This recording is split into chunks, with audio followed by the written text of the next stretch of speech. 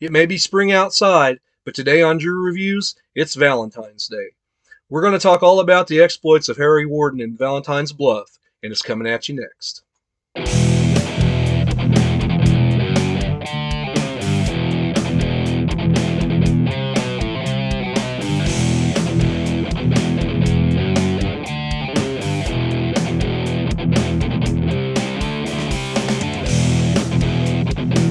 What's up, guys? Welcome back to Drew Reviews, and today we're going to talk about one of my favorite slashers of all time.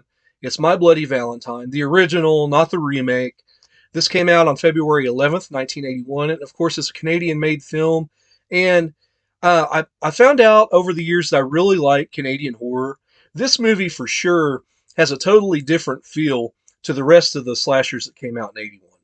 And I made a video of those movies. I'll put it at the end of this video where you can click on it, about my top 5 slashers of 1981. That, to me, was the biggest year of the slasher genre. And if it hadn't been for Halloween 2 and Friday the 13th Part 2, this would have been my number 1 film. Any other year, My Bloody Valentine is the best slasher film there in the early 80s. And so we're going to get into it now. So right away, as I was saying earlier, I liked that it was filmed in Canada. You've got this small, isolated town, not so much unlike mine here in the Midwest, where there's not much going on. This is slightly more isolated because it was filmed in Nova Scotia. And so you've got the ocean on one side. But basically, this town of Valentine's Bluff has like one major industry, and that's the mine, and that's where most of the people work. And so 20 years ago, there was this guy named Harry Warden, and there was a big explosion down in the mine due to the methane gas. And of course, he survived, but he had to resort to cannibalism down there and was sent away to a mental institution. And of course, they'd always had this Valentine's dance. And this is 20 years after the fact. So this is the first time they're going to hold this Valentine's dance, since the Harry Warden accident. And right away, we're introduced to this love triangle. The character development in this movie is really good. You've got Sarah, the main girl in this movie. I really like her. She was actually straight out of college. They actually had her graduate early so she could film this. Of course, she was with TJ. TJ went out to the West Coast, fell on his butt, and came back. And in the meantime, she's fallen in love with Axel. So there's this big love triangle going on. I like some of the other characters in this movie. You've got the character of Hollis, who's, kind of the big strapping guy down in the mine. And you've got Howard, who's the bumbling, the Shelley of this thing. He's always pulling pranks, and he's really easy to hate, but you laugh at him at the same time. The townsfolk are pretty cool. TJ's dad actually owns the mine, so he's actually kind of down on TJ for going out and having to come crawling back, and he's really hard on him. I really like the chief of police in this thing. There's a older lady named Mabel who owns the laundromat who's helping decorate for this Valentine's dance, and her character is really nice. Over the course of this movie, the death toll really adds up.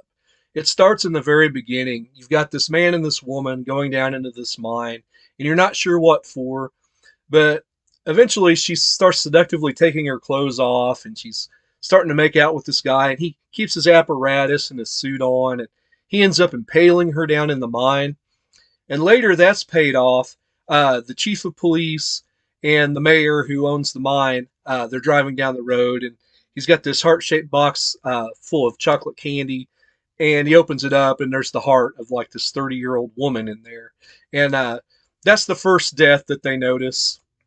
And on this heart-shaped box, there's this little Valentine with a poem telling them to cancel the dance or there's going to be more carnage. And sure enough, old Mabel, who's helping the young adults, get ready for this Valentine's dance and decorate, she goes to her laundromat, she gets killed, and in a couple scenes later, the chief of police finds her spinning around and around in one of her own dryers. And if you see the extended cut of this movie, which I recommend anyone seeing, this is far more gory. The original theatrical cut, they cut out 9 minutes. And if you see the 2009 re-release, which coincided with the remake, they put 3 minutes of the movie back in, and it's a lot of it's just the gore. And to me, it adds to the movie.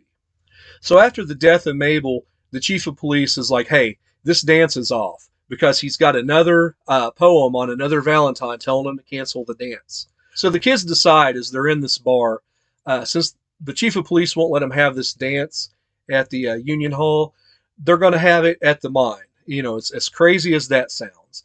And so there's this bartender, and he's basically kind of the crazy Ralph for this movie, telling them, telling us all about Harry Warden and what happened and how these kids shouldn't be doing this and everything.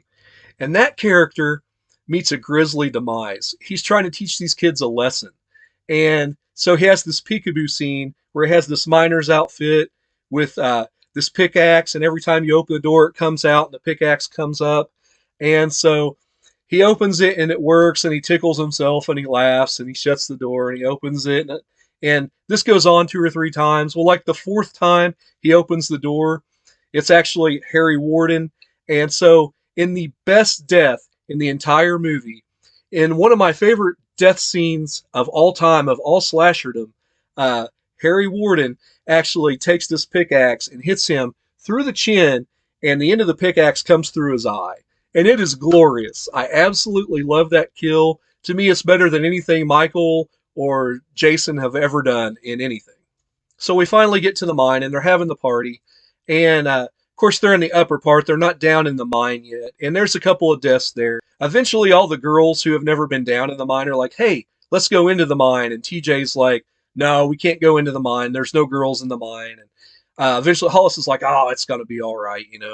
And so they get down there, and that's when all hell breaks loose. You've got this one couple there that's copulating, and they get the drill in the back, the double penetration, and that's pretty cool. And then you get this other couple. He goes to go get beers for them, and the character of Sylvia, she's left there.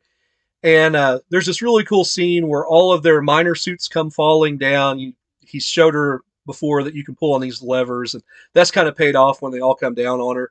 And so she's freaking out. And so our bad guy miner character grabs her and picks her up by her head and sticks her on the shower and then turns the water on. And it's a really bloody and disgusting scene. They kind of show it out of focus. There's like blood and water just pouring out of her mouth, kind of like a gargoyle or a fountain or something. And if it wasn't for that pickaxe kill, this would have been my favorite kill of the movie. This 1A and 1B.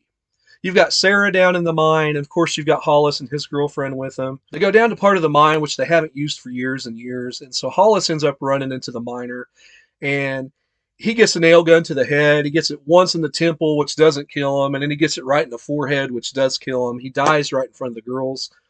Howard the coward takes off running, and you don't see him until later. The girls are on their own. TJ and Axel eventually catch up with them. They try to get away and climb up this ladder, but as they get to the top, the body of Howard falls, and he's been hung. And of course, when the weight comes down from his body, his head goes flying off. And of course, everyone's screaming. You've got Hollis's girlfriend, who that character bugs me so much. She's the screamy, weepy character in this movie, and you just cannot wait for her to die. I can't climb any farther. And Sarah at one point just slaps her. And I was, I'm sure everybody seeing this in 1981 applauded Sarah at that point. At one point, Axel ends up falling into this water, and it's like 60 feet deep. And so now we're down to just TJ and Sarah, and the miner ends up coming after them, and there's this really cool scene where they're on this mine cart, and he's right behind them and trying to swing the pickaxe at him. And by this point, the chief of police has figured out what's going on. He's got a whole slew of officers and people coming in, and it all comes to a head there in this little air vent, and TJ and the miner are fighting, and Sarah ends up pulling off his mask, and it's Axel. And in a scene that they don't get to see because it's a flashback, Harry Warden, whenever he'd went nuts, ended up killing Axel's father. And so that, in turn, made him go crazy. And so when they didn't cancel this dance, he ended up becoming Harry Warden, trying to scare everybody off. So there's a lot of things I liked about My Bloody Valentine. As I said, the little town that they're in kind of reminds me of mine in a lot of ways, even though it's Canada and so far away. I enjoyed most of the characters. You've got those guys when they're coming out of the mine to go see their girlfriends. It's kind of like a Benny Hill skit. They're coming out of the shower, and some of them are still half dressed, and they're trying to get into their cars, and they're peeling out and throwing gravel everywhere. Howard's trying to depants Hollis. It's pretty funny. Most of the characters were pretty likable. I really like the minor character. I like his look. You've got Freddy and Jason and all those guys. This guy looks really cool and totally different from everybody else. He's got the helmet and the mask and the breathing apparatus and everything and the pickaxe, and I really like that as a choice of weapon. The love triangle in this movie, which I didn't really speak a whole lot about, is really good. You've got Sarah, who's dating Axel, and of course TJ comes back, and TJ just won't take no for an answer, and at one point gets her alone as they're there on the shoreline and kisses her, and so she's got to tell Axel now that she doesn't want to be with him, which turns out to be okay because of what later we find out what Axel is, but that helps drive him, I think, to do some of the things that he does. The ending song I really enjoy, the Ballad of Harry Warden, as the credits are rolling, just totally fits the movie to a T. And the kills. This movie has some of the greatest kills ever, from that pickaxe scene that comes through the eye to Sylvia's death scene on the shower. You've got Howard being completely decapitated. You've got that found kill for Miss Mabel. That's really neat. There are a couple of lame-o kills, like I said. You've got the hot dog scene. You've got Hollis's girlfriend who just kind of takes it in the gut. But for the most part, the kills are really barbaric and really worth seeing just for that. Make sure you see the extended cut of this movie, though. All in all, I'm going to give My Bloody Valentine a 7.25. I think it's a really good movie. As far as slashers, that's pretty high up. I think I'd probably give Halloween, 8.75 to a 9. So that shows you how good this is in comparison to something like that. And I'd recommend this movie to anybody, not just for Valentine's Day, but just about any time of year. Springtime like this is perfectly fine. So, guys, coming up next, I got a review of a movie that I just absolutely love. That's wild and totally disjointed, and you'll watch it and be like, what the heck was that? It's Hands of Steel. It'll be out next Friday. I really enjoy that movie. It doesn't know exactly what it wants to be, but tune in for that. And as always, I've been Andrew, and I'll see you down the line.